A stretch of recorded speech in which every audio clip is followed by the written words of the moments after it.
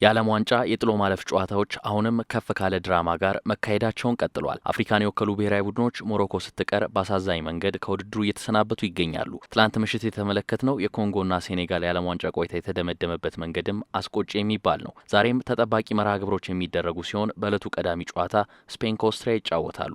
ስፔናውያኑ በዛሬው ጨዋታ ከ16 ዓመታት በኋላ የዓለም ዋንጫ የጥሎ ማለፍ ጨዋታ ለማሸነፍ ወደ ሜዳ ይገባሉ። ላሮሃዎቹ ቅዳሜ ዕለት ኡራጋይን ወደ ሀገሯ የመለሰ ድል ከማስመዝገባቸው በዘለለ ሳውዲን 4-0 አሸንፈው ከኬፕ ቨርድ ጋር ደግሞ ነጥብ በመጋራት ምድባቸውን በአንደኝነት ማጠናቀቅ ችሏል። ስፔን ባለፉት ሁለት ዓለም ዋንጫዎች ሩብ ፍጻሜውን ለመቀላቀል አልቻለችም። በ2018ም ሆነ በ2022 በሩሲያና ሞሮኮ በመለያ ምት ተሸንፋ ከውድድሩ መባረሯ የሚታወስ ነው። በየዕለቱ በሚደረጉ የጥሎ ማለፍ ጨዋታዎች መታዘብ እንደቻልነው ትልቅ ግምት የተሰጣቸው ብሔራዊ ቡድኖች እጅግ እየተፈተኑ ነው። ኦስትሪያም እንዲህ ያለውን የራስ ምታት ለስፔን ልትሰጣት እንደምትችል እየተገመተ ይገኛል። ኦስትሪያ በዓለም ዋንጫ የጥሎ ማለፍ ጨዋታ የምትካፈለው ከ72 ዓመታት በኋላ ለመጀመሪያ ጊዜ ነው። በወቅቱ በ1954 ዓለም ዋንጫ ላይ ስዊዘርላንድን 7-5 ያሸነፈችበት ጨዋታ እስካሁንም በዓለም ዋንጫው በርካታ ግቦች የተቆጠሩበት ጨዋታ ሆኖ ተመዝግቧል። በዓለም ዋንጫው እየታዘብን የምንገኘው የስፔን ጥንካሬ ለኦስትሪያ በድክመትነት የሚነሳ ነው። ላሮሃዎቹ እስካሁን በውድድሩ 5 ግብ ሲያስቆጥሩ አንድም ግብ አላስተናገዱም። ኦስትሪያ ግን ከዚህ ዓለም ዋንጫ ተሻግረን ወደ ኋላ ብንመለከት በዓለም ዋንጫ መረቧን ሳታስደፍር ከወጣች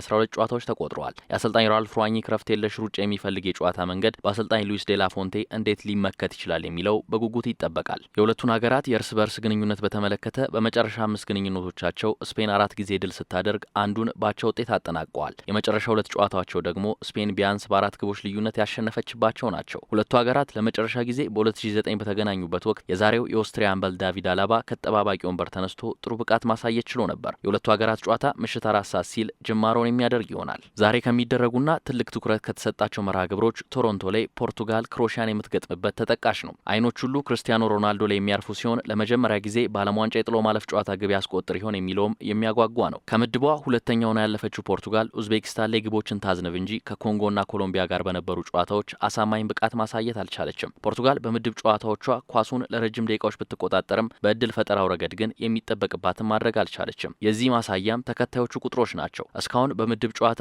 1690 የተሳኩ ኳሶችን ተቀባብላለች። በየትኛውም የዓለም ዋንጫ ተሳትፏ በ3 የምድብ ጨዋታዎች ይህንን ያህል ኳስ ተቀባብላም ሆነ ከፍ ያለ አማካኝ ኳስ ቁጥጥር አስመዝግባ አታውቅም። ከዚህ በተቃራኒው ወደ ሙከራዎች ቁጥር የምንመጣ ከሆነ ደግሞ እስካሁን የሞከሯቸው 9 ኢላማቸውን የጠበቁ ሙከራዎች ዝቅተኛ የሚባሉ ናቸው። ይህንንም ተከትሎ ፖርቱጋል የዛሬውን ጨዋታ ማሸነፍን የምታቅድ ከሆነ ፈጠራዋን የማሻሻል ግዴታ ውስጥ ትገባለች። ዝላትኮ ዳሊችና ልጆቻቸው በበኩላቸው ውድድራቸውን የጀመሩት በእንግሊዝ በገጠማቸው የ4-2 ሽንፈት ነው። በቀሪ 2 የምድብ ጨዋታዎች ደግሞ ፓናማና ጋናን በማሸነፍ ሁለተኛው ነው ጥሎ ማለፉን ተቀላቅለዋል። አንጋፋው ሉካ ሞድሪች ዛሬ የሚያደርገው ጨዋታ 23ኛ የዓለም ዋንጫ ጨዋታው ነው። በዚህም ማኑኤል ኖየርና ፓውሎ ማልዲኒ ያደረጓቸውን የዓለም ዋንጫ ጨዋታዎች ቁጥር መስተካከል ይችላል። በሁለቱ ሀገራት የእርስ በርስ ግንኙነት ታሪክ ፖርቱጋል ጠንካራ የሚባል ሪካርድ አላት። ካደረጓቸው 10 ጨዋታዎች 7ቱን ስታሸንፍ ሽንፈት ያስተናገደችው በአንድ አጋጣሚ ብቻ ነው። ክሮኤሽያ የ2018ቱን የዓለም ዋንጫ ፍጻሜ ጨምሮ ከዛ በኋላ በዓለም ዋንጫ ጨዋታ የአውሮፓ ሀገራትን ገጥማ ድል ማድረግ አልቻለችም። በኳታሩ ዓለም ዋንጫ ከቤልጂየም ጋር በነበረ የምድብ ጨዋታ ነጥብ ተጋርታለች። በዚህኛው ዓለም ዋንጫ ደግሞ በእንግሊዝ መሸነፏ